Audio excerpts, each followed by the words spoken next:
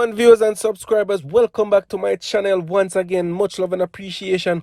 So people, we are still talking about the incident that happened in Montego Bay, Jamaica, where this quote-unquote pastor was doing some cult activity, a sacrifice people and all them things, the people. Yes, and he was arrested. But now it has come to light that a man who was sacrificed was promised a kidney, people. Yes, you heard that correctly. He was promised a kidney. You see me? It goes on to say a woman whose son was killed inside the Pathways International Kingdom Restoration Ministries on Sunday night is accusing the church of fooling him that he would receive a kidney.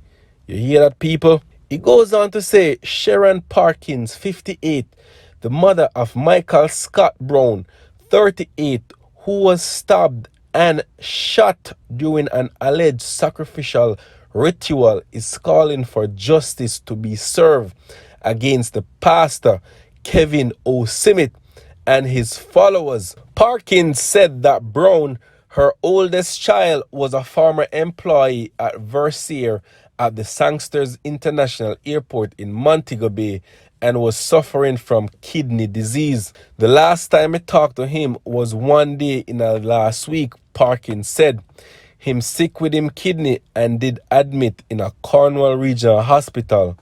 And me did a look say if him dead, it would be because him kidney fail him. Me never did a look for them kill him at the very same church that him go. Brown leaves behind a 12-year-old daughter. Parkins said she was told that he left hospital without permission because the pastor allegedly promised to get him a new kidney. Sunday evening, him get a phone call say he must come up at the church. So him discharge himself out of the hospital to go up there. She said, me used to go to the church, but after me see how the pastor a spin around people and they are spitting at them face, so me say, no sir, this you can't right, so me no go back. Parkins said that she was told that when Brown got to the compound, the pastor told him that he was of unclean blood and was not worthy to go on the ark. She said that she was told that her son still had the hospital tubes in his body, but Simit dragged them out. I hear that when my son see him do that, him turn and a try to run, and them run him down and stab him in a him neck and shoot him in a him back, she stated. She also stated that despite hearing about the incident on the news, she never knew that her own son was among the victims. She was about to file a missing persons report when she got the sad news. Brown's sister, Petrina Malcolm, said he was a kind, loving, and caring individual who never deserved to die in that manner. He was the basic, tough kind of older brother who encourages me to read my Bible, learn the 10 Commandments, encourage me to go to school, study, and always tell me to save. She said, I am feeling very bad, nauseous. I feel very angry that he was killed in that manner, and persons like Pastor Simit must rot in prison. Malcolm said she also attended the church, but said Simit gave her a creepy feeling. So yes, people, so the pastor promised this man a kidney, people, and end up getting killed. You see me? Very, very sad and unfortunate situation. Very, very, very sad, people, Jano. And also, people, another lady that went to the church as well by the name of Tanika Gardner.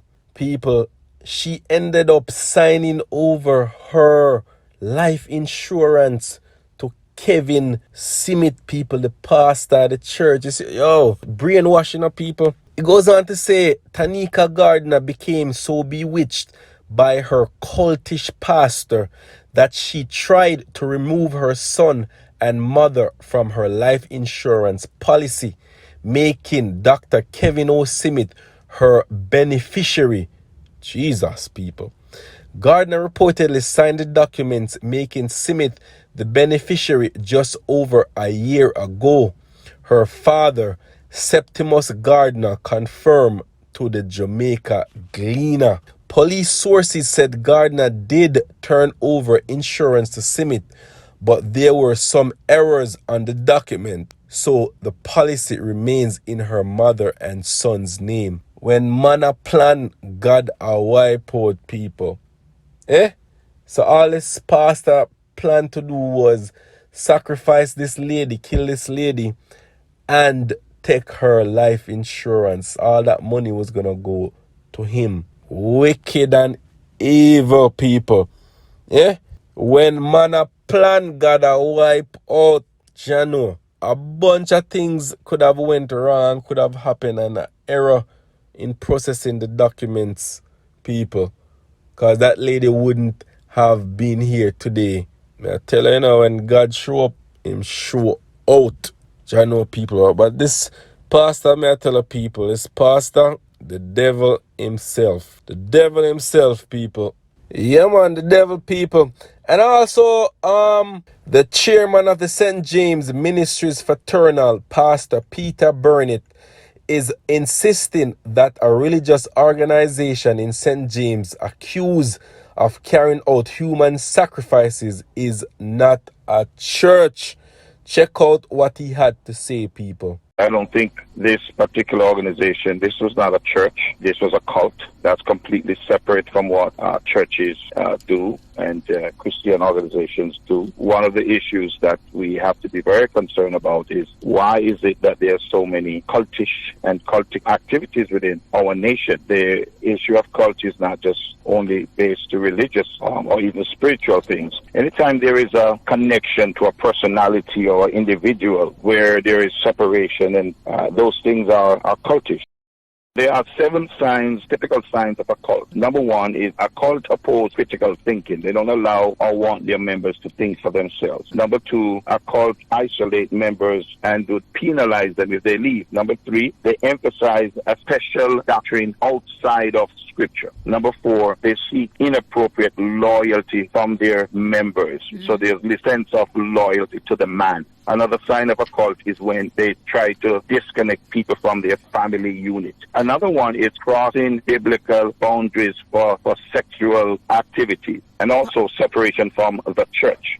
Why is it that so many of our people would be led astray by one man? There is an issue within us, among us, that we need to talk about in terms of knowledge of the word, understanding the scripture, being accountable to one another. Remember, we're living in a country also, that has perpetuated a belief that a man is deity, is God. Haile Selassie is God. So there's something that we need to deal with in terms of just accepting beliefs of individuals without the scrutiny of the scripture.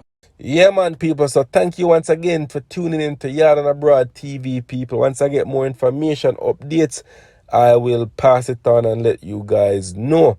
All right, big up in yourself. Much love and appreciation, people. Love you.